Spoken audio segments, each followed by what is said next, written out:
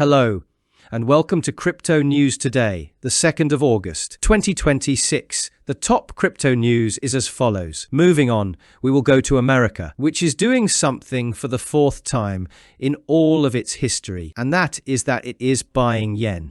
Let us say that the yen has been retreating for years, and last week it reached 163 yen per dollar, before extending lower on a Saturday. This is close to a 40-year low. So, what happened is that Japan made the first move and sold dollars and bought yen. This is called an intervention, where a government buys its own currency to push up its price.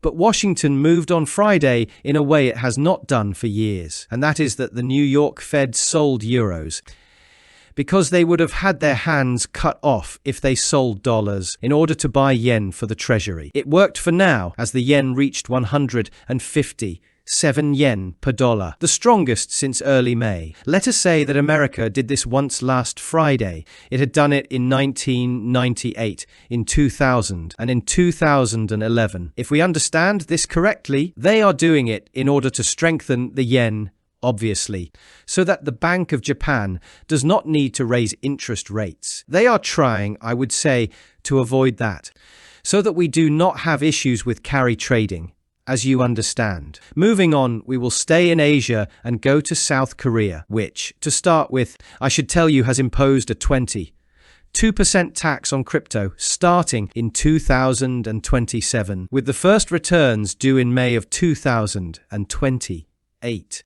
Let us say that trading volume across the 5 major exchanges in the country fell by 4.6% in the first half of the year. So perhaps the large trading volume we had from South Korea in crypto will decrease with such a high tax. Continuing, we will go to our coins and move on to Ripple, and we will look at the new upgrades coming to the XRP ledger. Let us say that the next version of the XRP ledger software will have 5 new features that will be presented to validators for a vote. 2 of them have been withdrawn because they are not yet ready. The safety checks found problems that need to be resolved before they go to a vote. Let us say that these amendments to the software are proposed protocol changes that take effect only when at least 80% of trusted validators support them for 2 consecutive weeks. Although in XRP, the validators are a small group, so we are not worried about these things. And now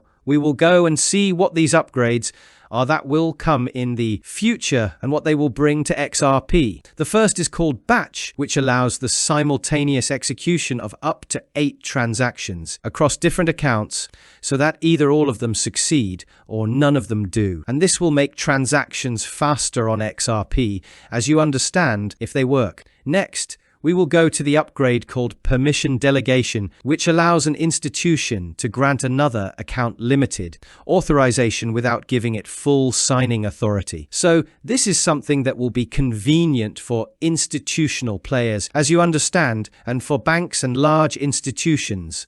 This upgrade. Continuing, we will go to confidential MPT, which combines zero-knowledge proof, which allows someone to prove that a statement or transaction is true without revealing the underlying data, with elliptic curve encryption. They can verify things when required. So anonymity is coming as well. As you understand, something important for institutional players. Continuing, we will go to an upgrade called Sponsored Fees and Reserve, which allows a bank or platform to cover the XRP charges and reserve requirement of another account, eliminating the need for each user to acquire XRP before a transaction.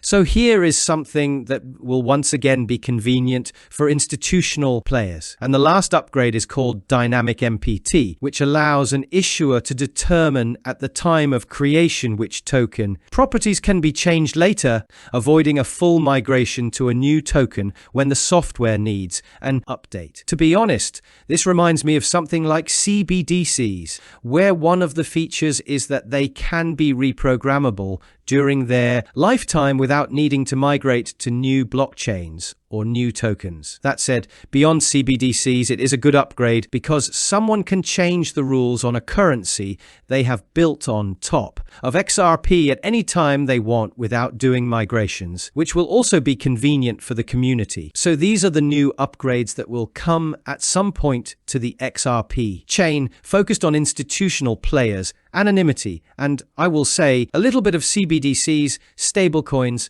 and things like that. From XRP, it is time to go once again to the Coldcard situation, where attacks have expanded to 4,500 addresses and a total of $89 million has been lost. And now I want us to spend a little time to see exactly what happened and how this particular wallet is being compromised, because it is extremely important. Moving on to the important part of the article, I will tell you that when a wallet is created, the device is supposed to select a number so large and so unpredictable that guessing it is impossible even for computers. This number is a seed, and every address and private key is derived from it through fixed public rules. The firmware of the Coldcard was intended to take this number from a special random number generator so that everything would be random, obviously.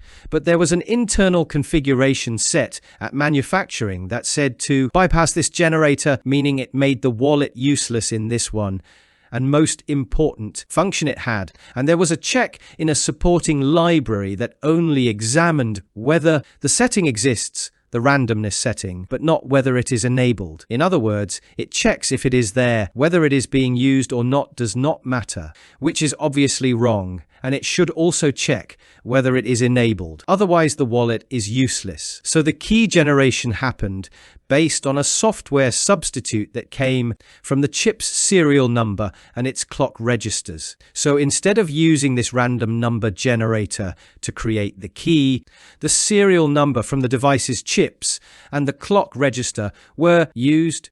If a criminal takes any Coldcard wallet and essentially opens it up, they will find inside a basic chip that is the core of the device.